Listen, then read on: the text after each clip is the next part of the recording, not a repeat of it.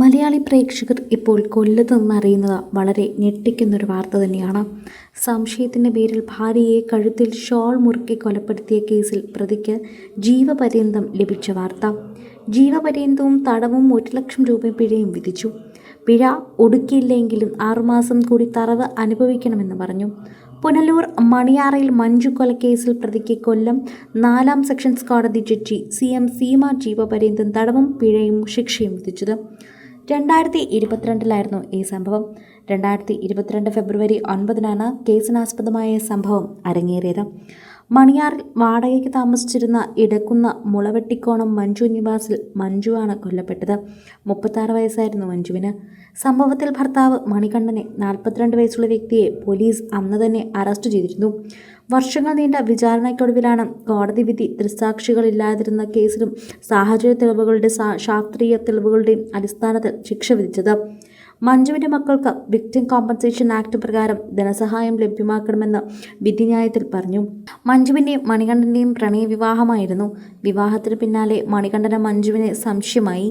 കുരിയോട്ടുമല ഫാമിലെ താൽക്കാലിക ജീവനക്കാരിയായിരുന്ന മഞ്ജുവിനോട് സഹപ്രവർത്തകരായ പുരുഷന്മാരുടെ പേര് പറഞ്ഞ് മണികണ്ഠൻ നിരന്തരം വഴക്കുണ്ടാക്കുകയും ഉപദ്രവിക്കുകയും ചെയ്യുമായിരുന്നു. വഴക്കിനിടെ കഴുത്തിൽ തോർത്തു മുറുക്കി കൊലപ്പെടുത്താനും നേരത്തെ ശ്രമിച്ചിട്ടുമുണ്ട്. പതിവ് പോലെ കൊലപാതക ദിവസം മണികണ്ഠൻ മഞ്ജുവുമായി വഴക്കുണ്ടാക്കുകയും ഉപദ്രവിക്കുകയും ചെയ്തു. രാത്രി 8 മഞ്ജു അമ്മയോട് ഫോണിൽ വിളിച്ചു മണികണ്ഠൻ ഉപദ്രവിക്കുന്നതായി പറഞ്ഞിരുന്നു. രാത്രി 12 മഞ്ജുവിൻ്റെ ഫോണിൽ നിന്ന് അച്ഛനെ ഫോൺ വിളിച്ചെങ്കിലും ഫോൺ പെട്ടെന്ന് കട്ടായി. തിരിച്ച് പലതവണ വിളിച്ചപ്പോൾ മണികണ്ഠൻ ഫോണെടുത്ത് മഞ്ജു ഉറങ്ങുകയാണെന്ന് പറഞ്ഞു. അടുത്ത ദിവസം പുലർച്ചെ 5 മുതൽ മഞ്ജുവിൻ്റെ അമ്മ ഫോൺ വിളിച്ചെങ്കിലും ഫോൺ എടുക്കാതിരുന്നതിനാൽ സഹോദരൻ മനോജ് വീട്ടിലെത്തിയപ്പോഴാണ് ഹാളിൽ മഞ്ജുവിനെ മരിച്ച നിലയിൽ കണ്ടത്. ഈ സമയം മണികണ്ഠൻ കൈത്തണ്ട മുറിച്ച കയ്യിൽ കത്തിയുമായി നിൽക്കുകയായിരുന്നു.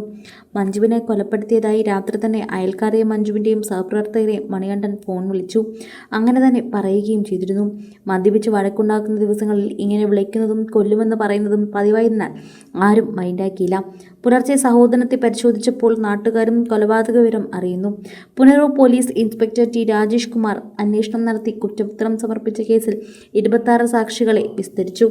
35 പ്രമാണങ്ങളും തൊണ്ടിയും ഹാജരാക്കി. അമ്മ മരിക്കുകയും അച്ഛൻ ജയിലിലാവുകയും ചെയ്തതോടെ തന്നെ ദുരിതക്കയത്തിൽ മഞ്ജുവിൻ്റെ കുട്ടികളുണ്ട്.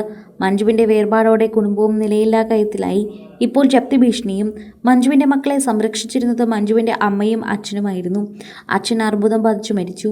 പിന്നീട് ഇടിമിന്നലേറ്റ് അമ്മയും മരിച്ചതോടെ കുടുംബത്തിൻ്റെ ഉത്തരവാദിത്തം മുഴുവൻ ഏക സഹോദരൻ മനോജിൻ്റെ ചുമലിലായി. ഭാര്യയും കുട്ടികളും അടങ്ങുന്ന കുടുംബത്തോടൊപ്പം മഞ്ജുവിൻ്റെ മക്കളുടെ സംരക്ഷണ ചുമതലയും അദ്ദേഹത്തിൻ്റെ കയ്യിലാണിപ്പോൾ. മഞ്ജുവിൻ്റെ പേരിലുണ്ടായിരുന്ന സാമ്പത്തിക ബാധ്യതകളും അച്ഛനും അമ്മയും മണിയാർ സർവീസ് സഹകരണ ബാങ്കിൽ നിന്നെടുത്ത വായ്പയും അടച്ചു തീർക്കാൻ കഴിയുന്നില്ല. ആകെയുള്ള 9 സെന്റ് വസ്തു ജപ്തി ഭീഷണിയിലാണ്. ജീവിതം ചോദ്യചിഹ്നമായി നിൽക്കുമ്പോഴും സഹോദരിയുടെ കൊലപാതകയെ നിയമത്തിന് മുന്നിൽ എത്തിച്ചു.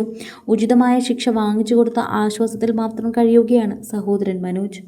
സിനിമ, ഫാഷൻ, ലൈഫ് സ്റ്റൈൽ വാർത്തകൾക്കായി മലയാളി ലൈഫ് സബ്സ്ക്രൈബ് ചെയ്യൂ. ലേറ്റസ്റ്റ് അപ്ഡേറ്റ്സിനായി ബെൽ ബട്ടണും അമർത്തുക.